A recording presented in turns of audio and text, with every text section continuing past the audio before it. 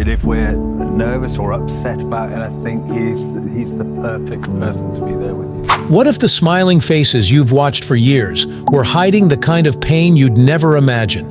Suzie and Steve Fletcher from the repair shop just revealed a truth so raw, fans are speechless. This isn't about antiques anymore. This is about survival, secrets, and strength. For the first time ever, they're telling the story behind the tools. And trust me, you won't look at them the same way again. Stick around, because this changes everything. They appeared calm, almost serene, as they gently restored forgotten treasures. Their bond, their banter, and their craftsmanship made them icons of comfort. But while Steve and Suzie Fletcher of the repair shop seemed like the embodiment of peace, there was another story silently unfolding, one the cameras never captured. Now, for the first time, the truth is beginning to surface. The truth fans never saw coming. A past so quietly painful, it could shake the very foundation of the show we thought we knew. Every week, millions tuned in not just for the antiques, but for the atmosphere, the soothing cadence of restoration, the soft thud of a mallet fitting wood into place, the sparkle in a client's eyes when memories came rushing back.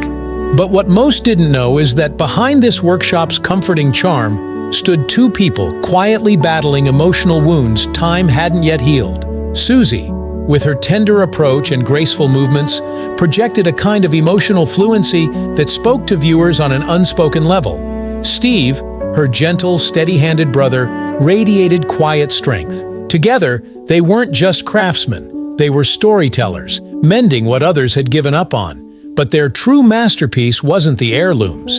It was the facade they kept perfectly intact.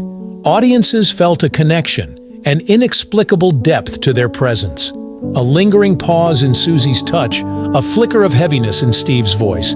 It all hinted at a hidden history. Something was buried beneath the polished wood and vintage brass. Something no one dared to ask about, until now. Suzie Fletcher's early years weren't as idyllic as her soft demeanor might suggest. Her childhood, framed by the wild edges of Colorado's open land, was one of grit and quiet perseverance. Life out there required strength, not just the kind needed to ride horses or manage chores, but emotional strength. Her marriage, at first full of promise, became a chapter shrouded in sorrow. She rarely spoke of it, not even to those she trusted most.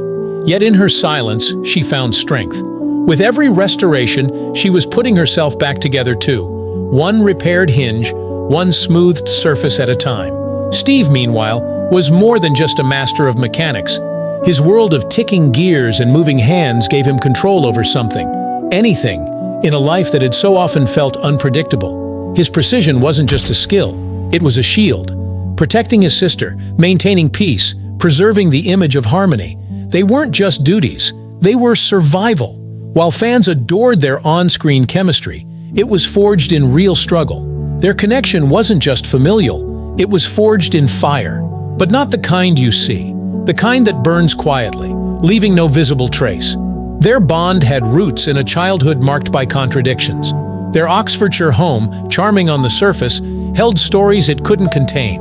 It was loud, busy, and filled with creative energy.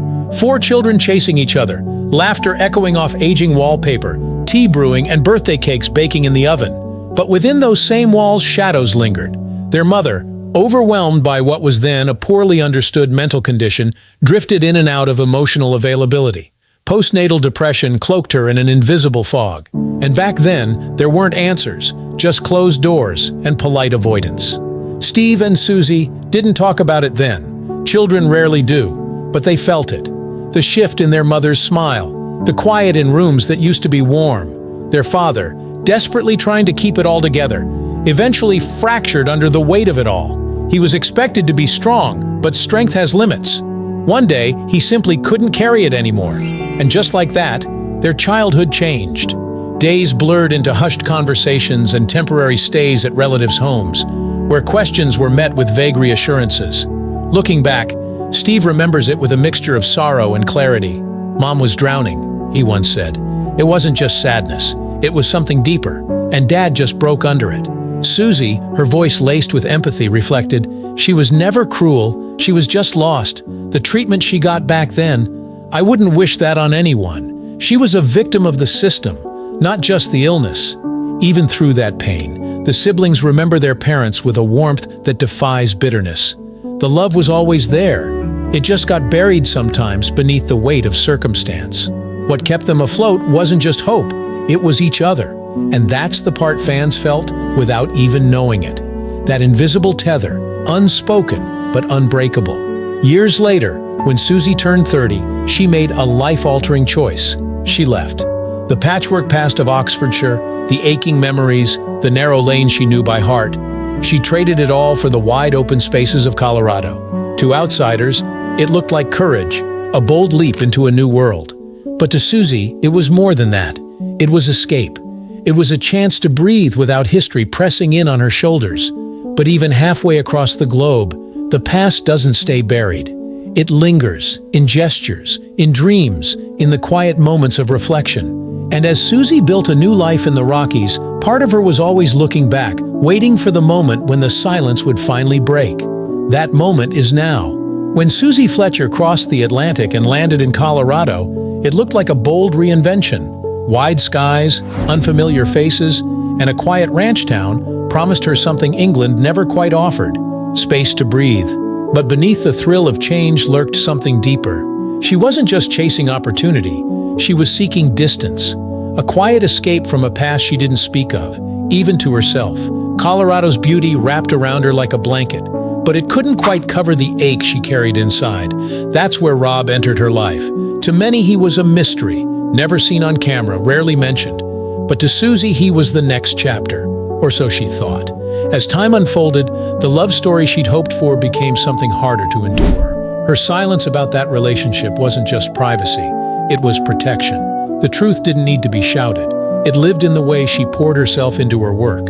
Every leather-bound book she restored, every saddle she mended, it was as if she was stitching herself back together too. Her strength wasn't loud, but it was undeniable. Even without words, she told a story of survival. She became someone others could trust, not because she had it easy, but because she had known how hard life could be, and chose kindness anyway.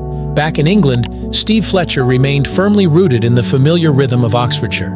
He raised his children, tended to antique clocks, and stayed quietly in the background. But even silence has a weight. His reputation as a master craftsman never hinted at the emotional toll he bore. Steve wasn't just fixing timepieces. He was holding time still, managing a delicate balance between healing others and carrying his own invisible load. And if fans ever wondered why he rarely strayed far from home, it wasn't because he lacked ambition. It was because leaving meant facing too much all at once. Sometimes the only way to stay strong is to stay still. Suzie and Steve understood the power of silence. In a world obsessed with exposure, they mastered the art of restraint, not out of fear, but out of necessity.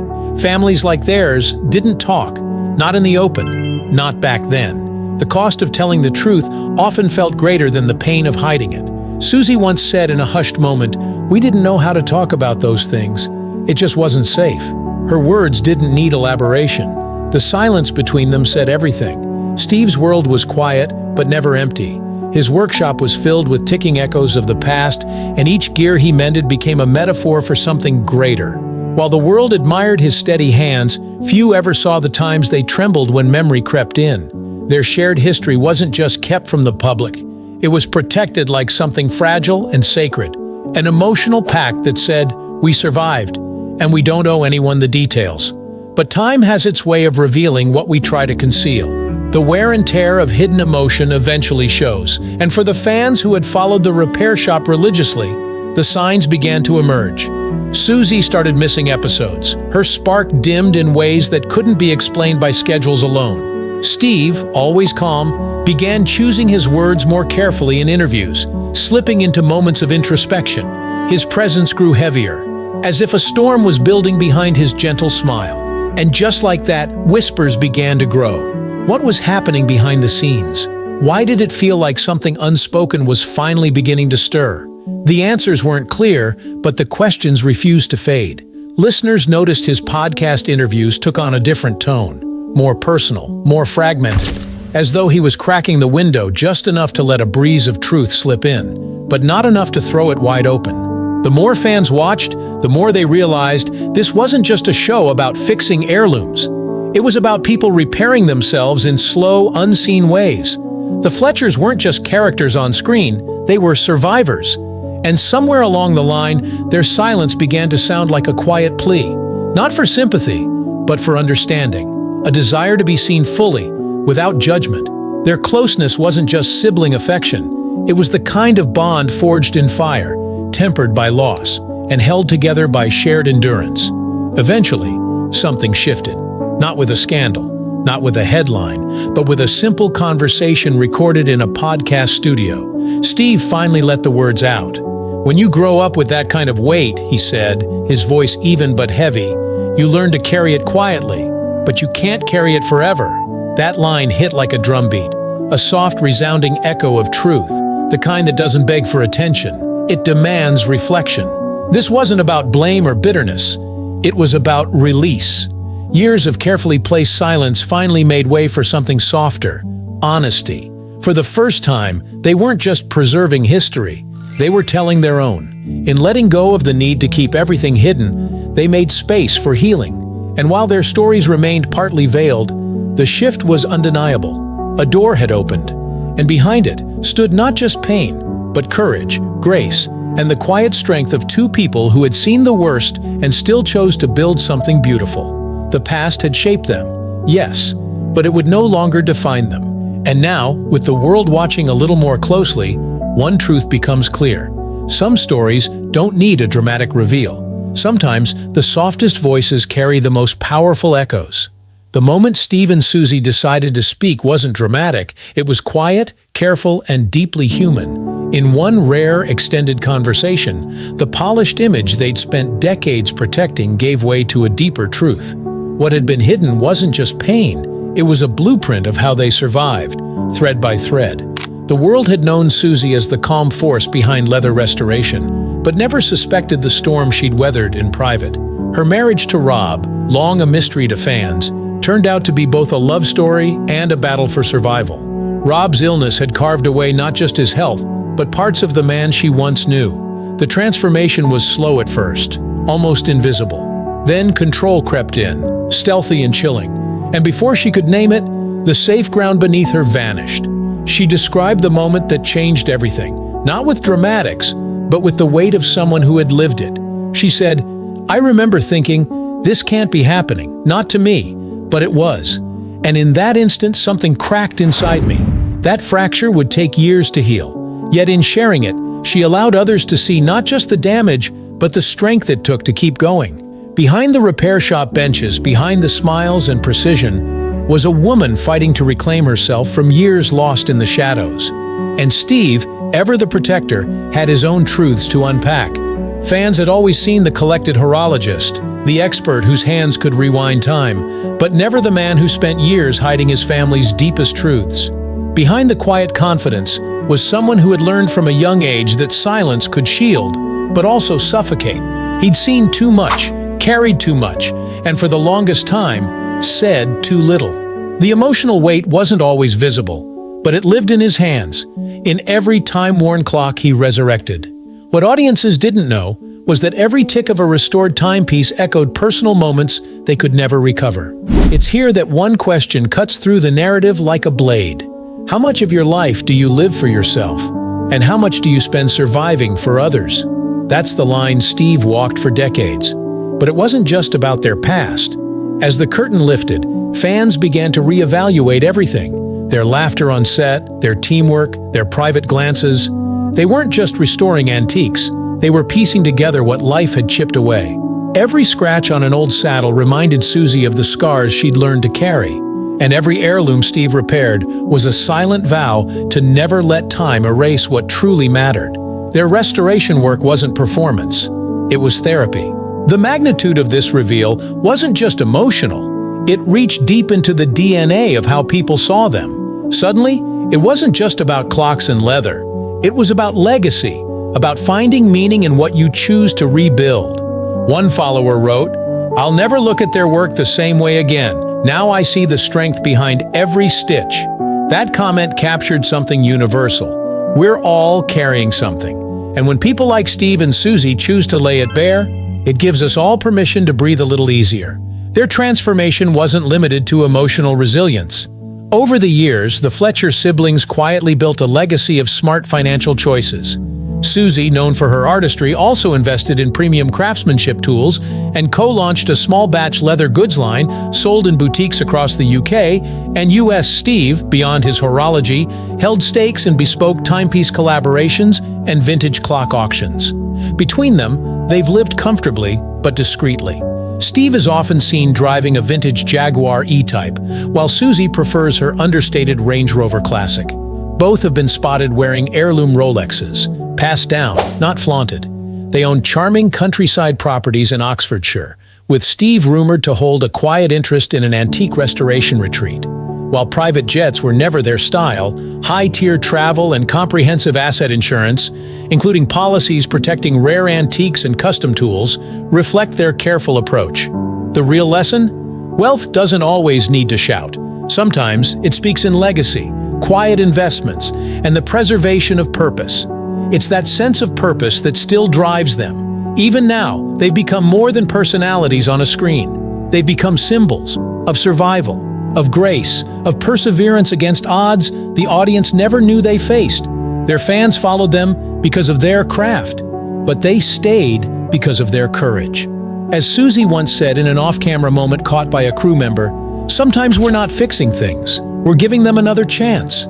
And isn't that the most human thing of all? For anyone who's ever buried pain under success or learned to smile while quietly breaking, their story offers something extraordinary: the permission to feel it all, to be whole even when cracked, to let time do more than pass, to let it heal. And there you have it, one of the most unexpected, emotional, and eye-opening stories ever told from behind the repair shop bench. Suzie and Steve Fletcher, the quiet heroes of restoration television, finally stepped out from behind the workbenches and polished heirlooms to reveal something much more personal: their truth. We witnessed a raw and deeply human story of survival, healing, and strength that had nothing to do with antiques and everything to do with resilience. From Suzie's heart-wrenching confession about her past marriage to the deep scars of childhood trauma both siblings carried, this was more than a behind-the-scenes look. It was a revelation that left fans stunned. Who would have guessed that the calm, meticulous pair who fix broken treasures were themselves quietly piecing together shattered parts of their own lives? Every stitch, every polish, every gentle touch on the show now feels different, like a silent cry for peace that we all missed until now. And let's not forget the incredible strength they showed by finally speaking out. That alone deserves a standing ovation. If you're as moved as we are, go ahead, drop a comment below and let us know which moment hit you the hardest. Did Suzie's powerful truth stop you in your tracks? Or was it the way she and Steve turned their craft into a healing journey that stuck with you? Either way, we want to hear your thoughts. And hey, if you haven't already, hit that like button. It helps us keep bringing you stories that matter.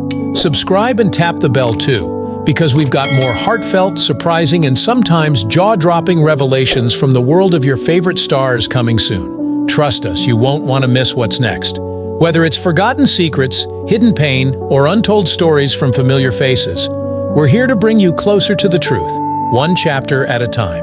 Suzie and Steve reminded us that sometimes the most powerful restorations happen within. They showed us that behind every perfect repair is an imperfect, beautiful human story. And that's a legacy worth preserving. Thanks for watching. Until next time, keep your hearts open, your minds curious, and remember, even the most broken things can be made whole again.